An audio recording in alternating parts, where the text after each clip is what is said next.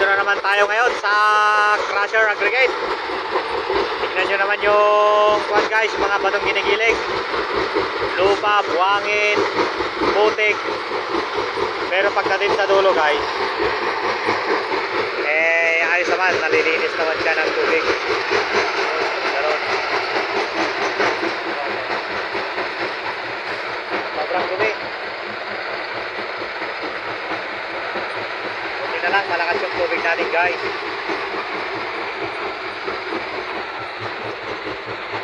Dahil may na yung tubig guys, hindi natin malilinisan yan.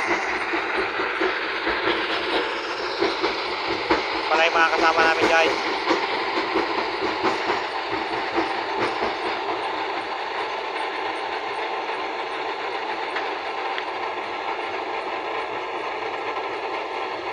Paano pinoproduce yung mga graba.